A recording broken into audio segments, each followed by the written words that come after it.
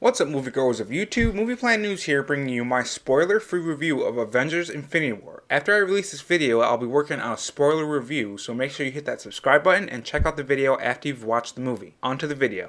Avengers Infinity War is a culmination of the past 10 years of the MCU, from the start with Iron Man with Robert Downey Jr. to the previous Black Panther with Chadwick Boseman. While not all the MCU movies have been the best, most of them have been good stories, good characters, and overall quality that makes the MCU movies such a treat to watch. Not all MCU movies are good, but not every company is perfect. So this begs the question, is Infinity War good? Does it live up to the hype of the studio and the fans and the actors? Is it worth the 10-year wait, or does it fall short of what could have been a genre-defining movie? Luckily, and maybe not so luckily, Infinity War is good, and that's just it. It's just good. It doesn't do a lot of new things per se, and it does have problems. While they're few in number, it does bring the movie down a couple pegs. But fortunately, this movie does so much right. This movie has tons of characters. Black Panther, Spider-Man, Iron Man, and a lot more. It balances the characters at an acceptable rate, which is an amazing feat in itself. Infinity War is able to juggle most characters and still give them time to shine and have good screen time. Unfortunately, the movie is bogged down by the characters themselves. Often when you switch from scene to scene, the tone of the movie takes a drastic turn from serious to lighthearted to comedy. This being because the characters involved in the movie. The Guardians, Spider-Man, and Tony were often the ones who switched up the mood of the film, and not in a good way. In one scene, something would be serious and shocking, and it would happen only to be ruined to have a comedy moment in the next scene. This movie does not let you digest what's happening on screen too much, which is why it took 2 viewings before I even wrote this review. Fortunately, the actors portrayed these characters were able to grab my attention towards the movie again and keep my interest. One of my fears of this movie was that it was going to have a lot of comedic characters and it would have a whole bunch of jokes popping left and right, just like Age of Ultron and Guardians of the Galaxy Volume 2 had. And I'm happy to say that the humor in this film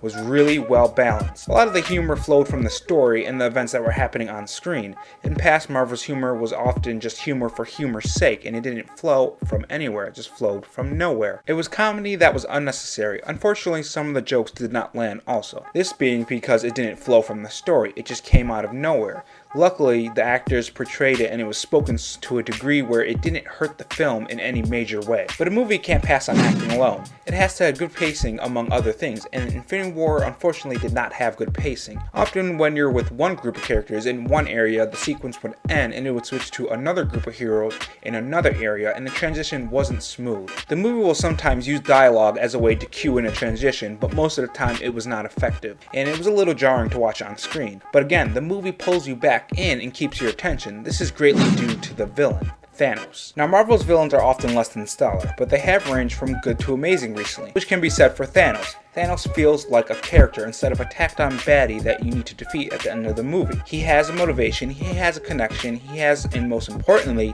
a threat. He is a real threat. Unfortunately, the movie sacrifices the children of Thanos for Thanos himself. The children of Thanos were poorly integrated in the movie, and some were on the level of the worst villains in the MCU, sharing the same CGI problems as some of the villains. Never did they feel like a threat to the heroes they were fighting. When they fought them, they felt like cannon fodder, mindless drones to only serve to extend the scenes. They just didn't work. Added on by the character models they often use, reminding me of cutscenes in video games, and not good ones either. When you have these CGI characters in these big movies with a lot of live action characters on screen at the same time, you have to make sure the CGI is believable. If not, it could ruin the scenes they are in. The strange thing is when they weren't fighting, when they weren't moving around a lot, their CGI was actually really good. Not great, but it was good. It was acceptable. But when they were fighting, the CGI was so noticeable that it brought the entire sequence down. Fortunately, the CGI on Thanos was so great. I think that's where most of the CGI work was done, was on Thanos. They wanted to make sure Thanos was a good villain, the very good villain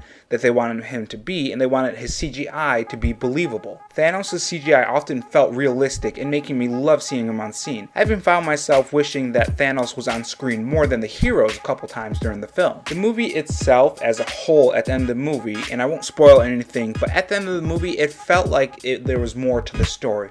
There was something you didn't know. So of course you know that Avengers 4 is shooting right now, and it will continue this storyline. So it's not not surprised that the movie at the end didn't feel like a whole movie. Fortunately for this movie, everything it did right, it made me feel satisfied at the end of the movie. I'm so glad I got to see this movie in theaters, and I'm gonna watch it again. So does Infinity War live up to the hype and the 10-year wait? In my opinion, no it doesn't. Avengers Infinity War was a slightly above average movie. The good greatly outweighed the bad, but not enough to keep it from getting higher than a 7.5 out of 10, and I would strongly suggest you go out and see this movie. For all its faults, it's a great movie and a great entry in the MCU, and maybe not in the top 3, but definitely for sure in the top 5.